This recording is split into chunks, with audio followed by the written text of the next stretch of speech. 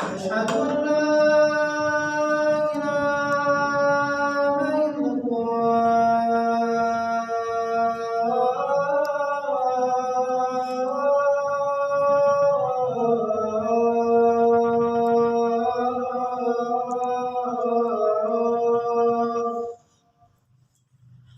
أشهد أن محمدا رسول الله. أشهد أن محمدا رسول الله.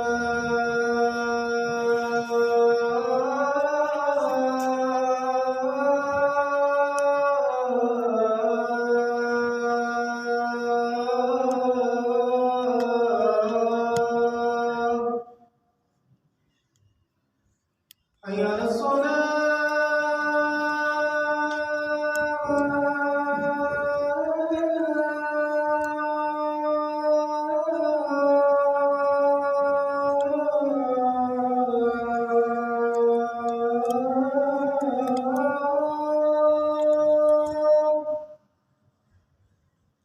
حي على الصلاة.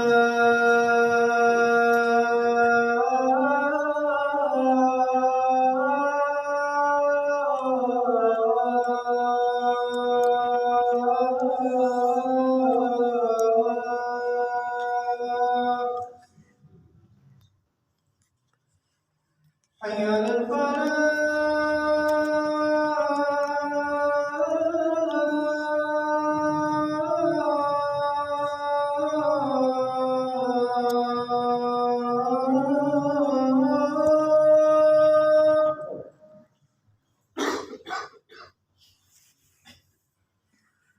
حي على الفلاح.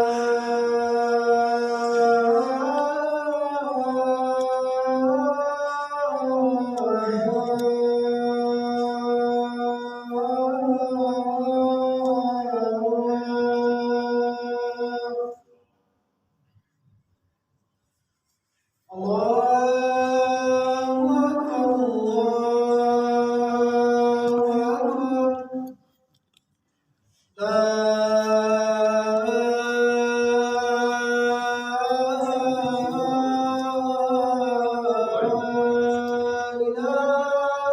إلا الله.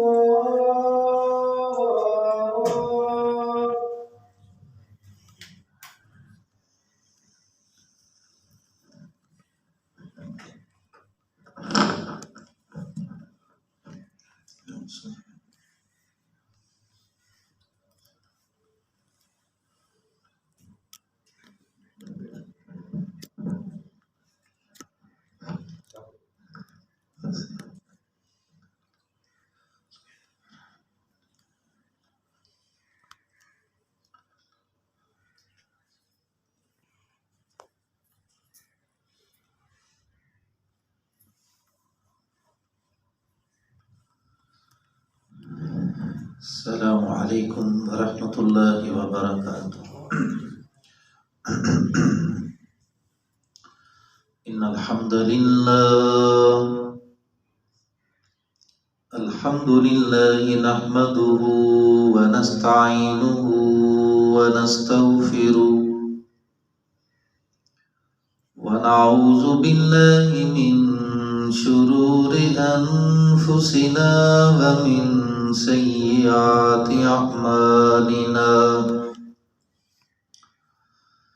من يهده الله فلا مضل له ومن يضلله فلا هادي له.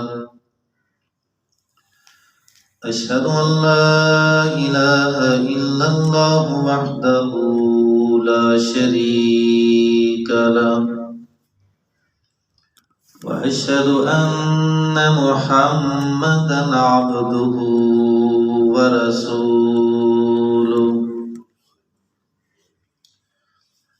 إن الله وملائكته يصلون على النبي يا أيها الذين آمنوا صلوا عليه وسلموا تسليما. اللهم صل على محمد وعلى آل آل محمد كما صليت على إبراهيم وعلى آل إبراهيم إنك حميد مجيد اللهم بارك على محمد وعلى آل محمد كما باركت على إبراهيم وعلى آل إبراهيم إنك حميد مجيد أما بعد فإن خير الحديث كتاب الله وخير الهدي هدي محمد صلى الله عليه وسلم وشر الأمور محدثاتها وكل محدثة بدعة وكل بدعة ضلالة وكل ضلالة في النار فأعوذ بالله من الشيطان الرجيم بسم الله الرحمن الرحيم واعبدوا الله ولا تشركوا به شيئا وبالوالدين إحسانا وبذي القربى واليتامى والمساكين والجار ذي القربى والجار الجنب والصاحب بالجنب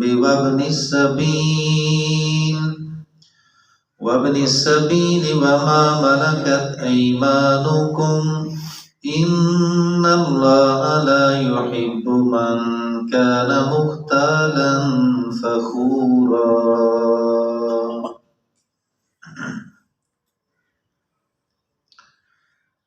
سامعین محترم، اللہ وحدہ لا شریک کی حمد و ثنا اور نبی رحمت جناب محمد الرسول اللہ صلی اللہ علیہ وسلم کی ذات گرامی پر درود و سلام کے بعد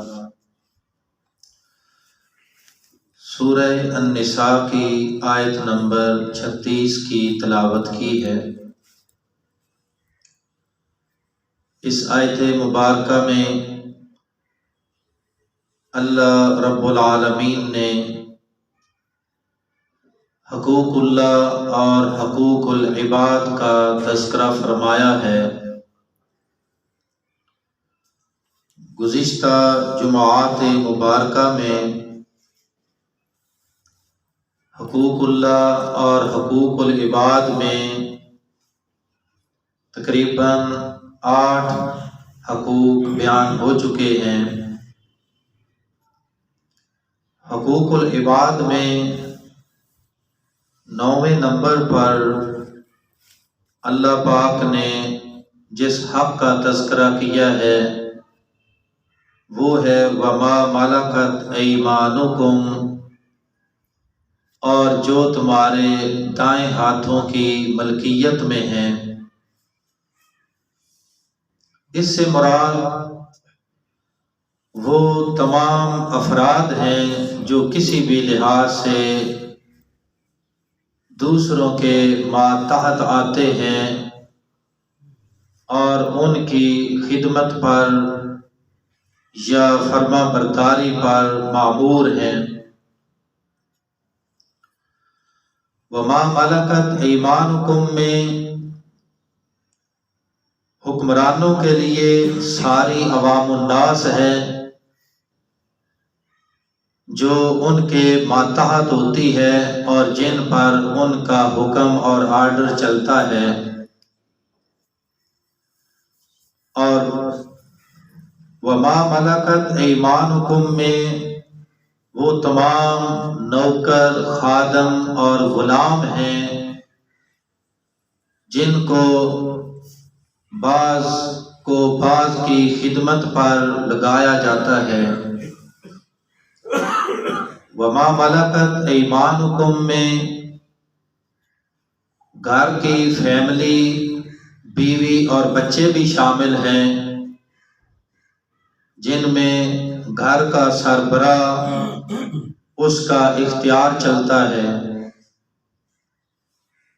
وما ملکت ایمانکم میں وہ تمام مویشی چھپائے جانور جو اللہ نے ہماری خدمت کے لیے، غذا کے لیے پیدا کیے ہیں یا سواری کے لیے بنائے ہیں، ہماری نگہداشت میں ہیں، وہ بھی اس میں شامل ہیں۔ مگر عموماً وما ملکت ایمانکم میں سب سے زیادہ جن کو فوقیت اور ترجیح اور خاص کیا گیا ہے وہ ہے غلام اور لونڈیاں اور خادم۔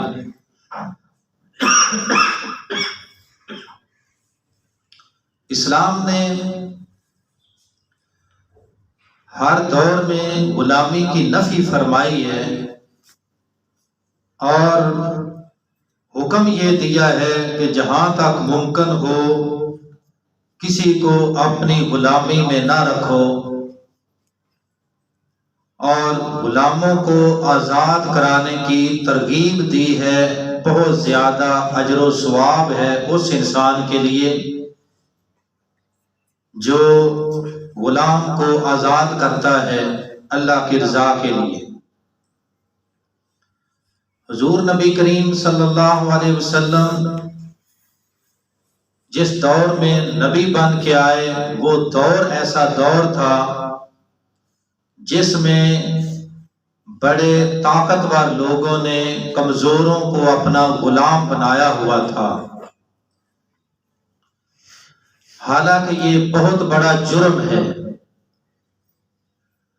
کسی آزاد بندے کو پکڑ کر غلام بنا لینا۔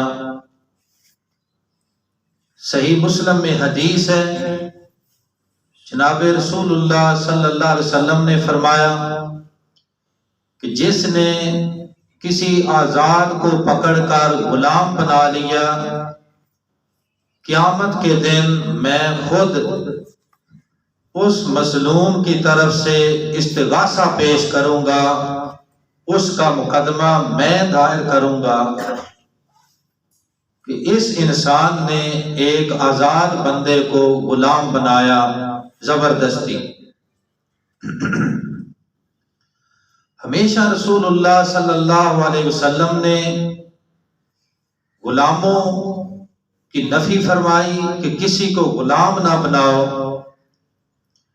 اور اگر کوئی غلامی کی زندگی بسر کرتا ہے تو پہلا حکم یہ دیا کہ اس کو آزاد کرنا بہت بڑی فضیلت ہے، اور دوسرا حکم یہ تھا کہ اگر تم آزاد نہیں کرتے تو پھر ان کے حقوق کی مکمل پاسداری کرنی ہے۔ چنانچہ رسول اللہ صلی اللہ علیہ وسلم کی سیرت طیبہ ہمارے لیے روز روشن کی طرح واضح ہے،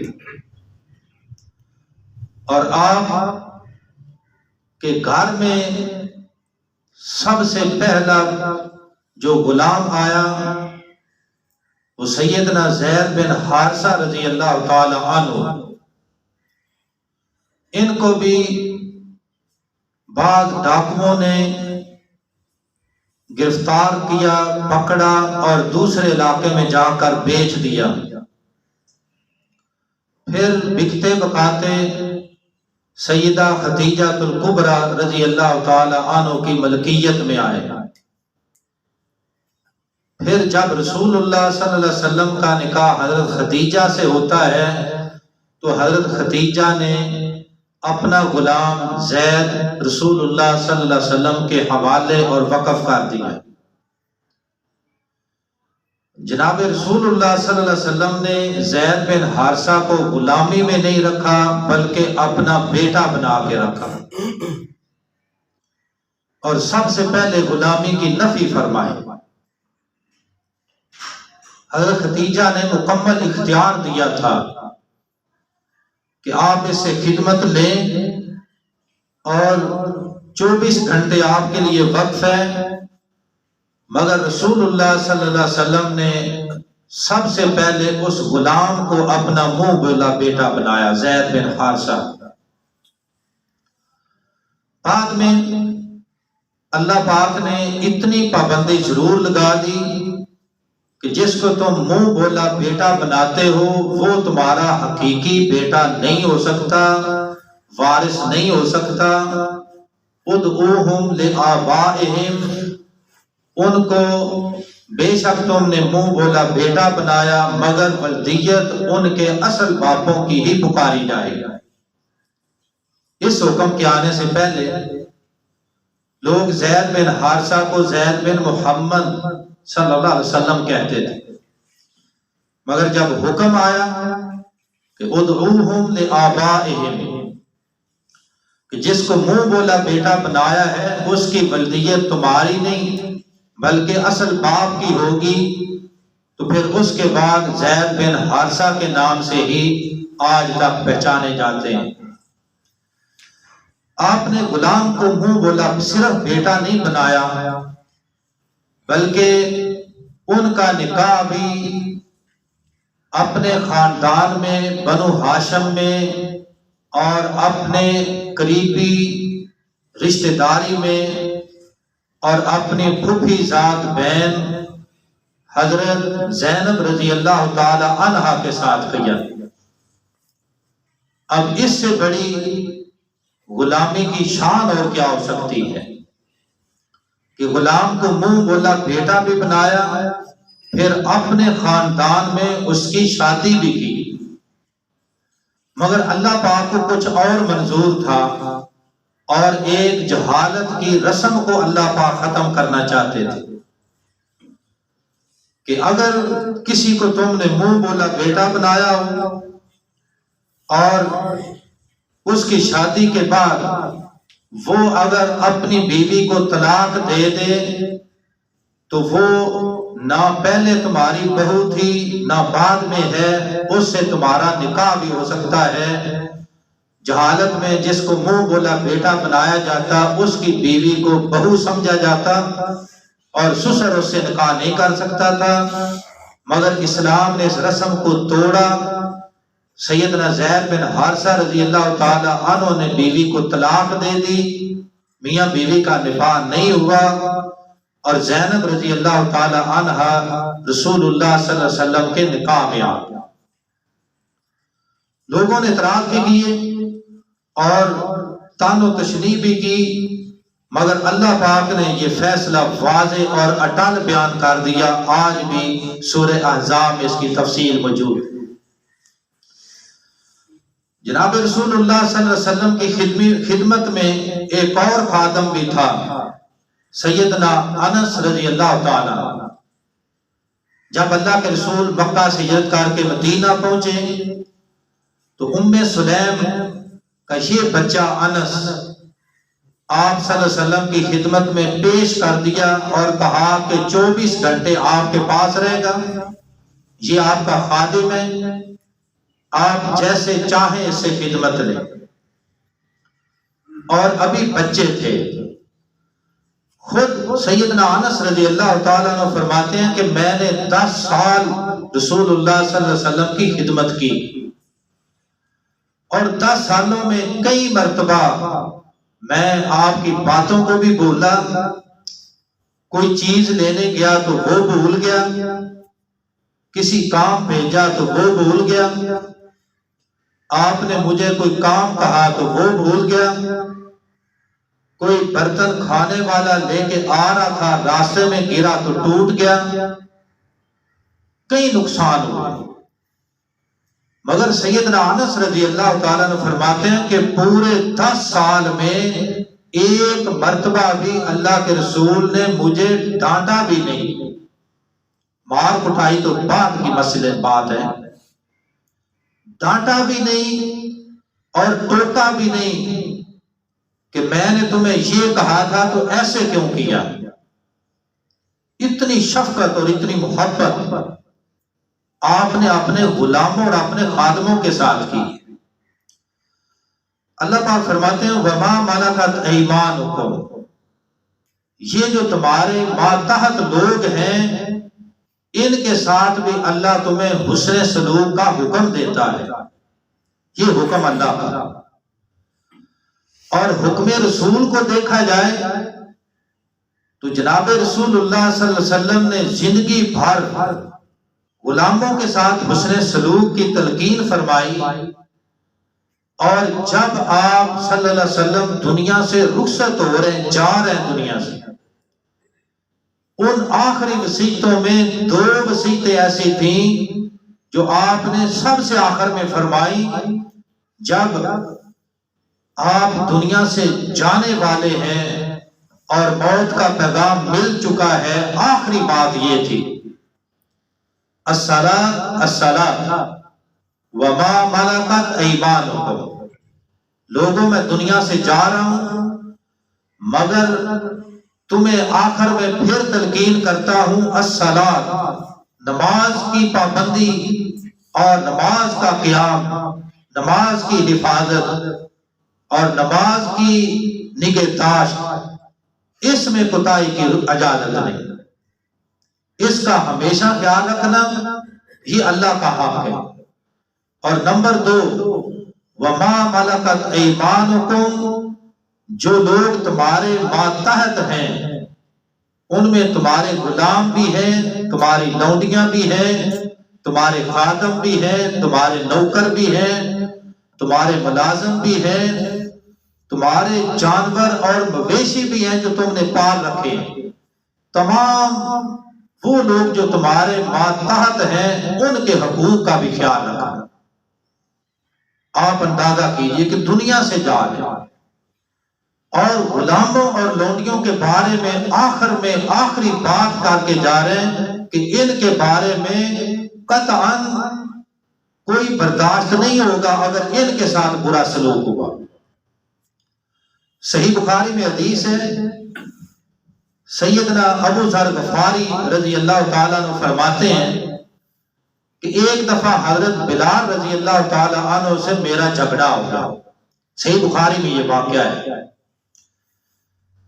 حضرت بلال رضی اللہ تعالیٰ عنہ حبشہ کے رہنے والے تھے، غلام تھے۔ جب مسلمان ہوئے تو مکے کے لوگوں نے، کافروں نے جہاں دیگر لوگوں پر ظلم کیا وہاں ان کا مالک امیہ تھا اور بڑا بدبخت تھا، اس نے بھی ظلم و ستم کی انتہا کی۔ پھر جب ابو بکر صدیق رضی اللہ تعالیٰ عنہ کو رسول اللہ صلی اللہ علیہ وسلم نے ترغیب دی، کہا ابو بکر اللہ نے آپ کو وسعت دی ہے، یہ جو غریب اور مسکین اور غلام مسلمان ہونے کی وجہ سے ان پر ظلم کیا جا رہا ہے، آپ ان کو خریدے اور آزاد کر دیں۔ سیدنا ابو بکر صدیق رضی اللہ تعالی عنہ نے بلال حبشی رضی اللہ تعالیٰ عنہ کو خریدا اور امیہ کو منہ مانگی قیمت دے کر حضرت بلال رضی اللہ تعالیٰ عنہ کو آزاد کیا۔ اب آزاد ہو چکے ہیں مگر اس کے باوجود ایک بات تو تھی کہ یہ حبشے کے غلام تھے۔ پہلے جھگڑا ہوتا ہے ابو ذر غفاری رضی اللہ تعالیٰ عنہ سے، اور ابو ذر غفاری رضی اللہ تعالیٰ عنہ نے غصے میں آ کر حضرت بلال کو ان کی ماں کی آر دی، گالی نہیں دی، صرف اتنا کہا کہ تمہاری کیا حیثیت ہے، تم تو کالی ماں کے بیٹے ہو، اتنی بات کہہ دی۔ حضرت بلال رضی اللہ تعالیٰ عنہ یہ شکایت لے کر رسول اللہ صلی اللہ علیہ وسلم کے پاس چلے، فرمایا اللہ کے رسول ابو ذر نے مجھے یہ کہا ہے اور کہا کہ تو پہلے غلام تھا اور کالی ماں کا بیٹا ہے، تیری کیا حیثیت ہے؟ جناب رسول اللہ صلی اللہ علیہ وسلم نے ابو ذر غفاری کو بلایا اور اسے کہا انت رجل فی کا جاہلیت، ابو ذر تو ایک ایسا آدمی ہے جس میں ابھی تک جاہلیت باقی ہے۔ ابو ذر غفاری رضی اللہ تعالیٰ عنہ کی کافی زندگی گزر چکی ہے اسلام میں، جہالت کا دور انہوں نے دیکھا تھا، کہنے لگے اللہ کے رسول اتنی عمر کے بعد بھی ابھی میرے اندر جاہلیت ہے؟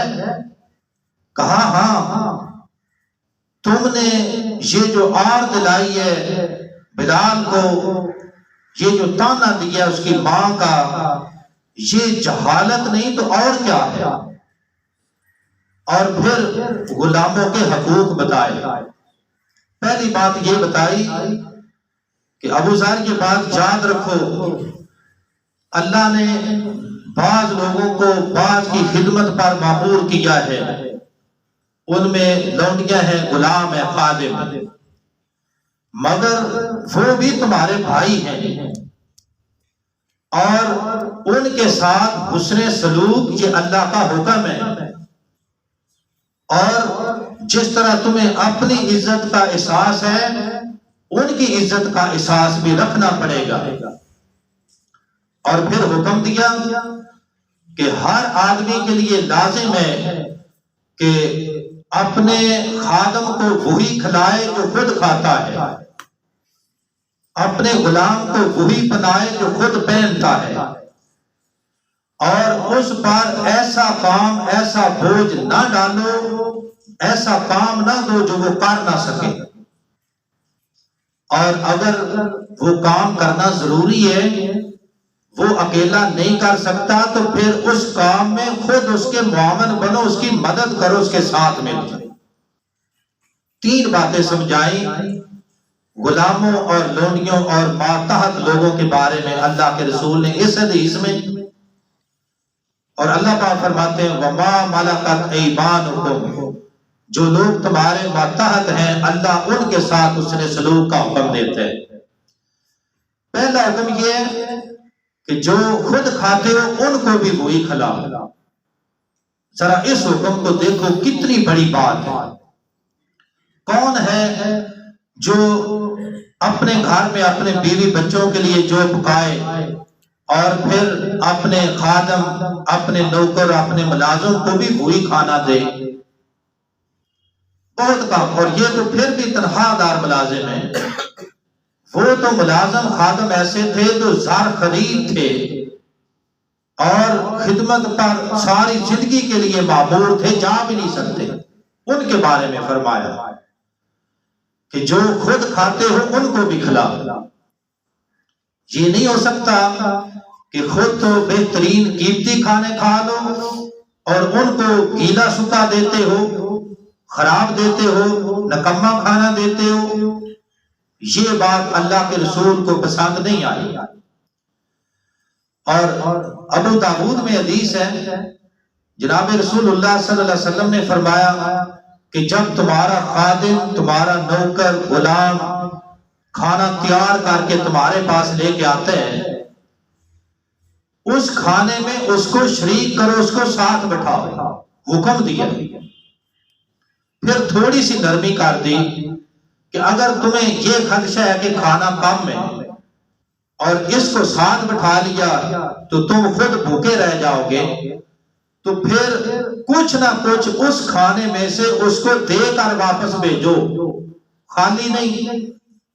اس نے کھانا پکایا اور تکلیف برداشت کی، گرمی کی مشقت اٹھائی، دھویں کی تکلیف اٹھائی، اس تکلیف کے بدلے میں اس کو کچھ نہ کچھ تمہیں ضرور دینا چاہیے۔ اس کو وہی کھلاؤ جو خود کھاتے، اور اس کو لباس بھی وہی پہناؤ جو خود پہنتے ہو۔ یہ اس سے بھی بڑی بات ہے۔ اسلام کے حقوق تو دیکھو کہ ان خادموں اور غلاموں اور لونڈیوں کے ساتھ کس قدر اللہ پاک نے اور اللہ پاک کے رسول نے محبت اور شفقت کی ہے، اور صرف کہنے تک نہیں۔ جناب رسول اللہ صلی اللہ علیہ وسلم نے اپنے اس خادم اور غلام زید بن حارثہ کے ساتھ اتنی محبت کی، اتنی شفقت کی جو خود کھاتے اس کو ساتھ بٹھا کے کھلاتے، جو لباس خود پہنتے اس کو بھی اسی طرح کا پہناتے، بیٹا جو بنا لیا، غلام تو رہنے نہیں دیا، اور پھر کوئی ایسا کام اس سے نہیں کرواتے تھے جو اس کی طاقت سے باہر ہو۔ اور جہاں تک محبت اور شفقت کی بات ہے، جب زید بن حارثہ رضی اللہ تعالیٰ عنہ کے والدین ڈھونڈتے ڈھونڈتے کئی سالوں کے بعد ان کو پتا چلا کہ ہمارا بیٹا تو مکہ میں ہے اور محمد صلی اللہ علیہ وسلم ایک آدمی ہے ان کے گھر میں ہے، تو زید بن حارثہ کا باپ اور چچا دونوں گھر میں پہنچ گئے، رسول اللہ صلی اللہ علیہ وسلم کے سامنے حاضر ہوئے، کہنے لگے ہمارا بیٹا آپ کے گھر میں ہے، اس کو کچھ لوگوں نے اغوا کیا اور پھر بیچ دیا، آپ کی بیوی نے خریدا، ہم اس کو لینے آئے ہیں، جتنی قیمت ہے بتائیے، ہم آپ کے حق آپ سے لینا چاہتے ہیں۔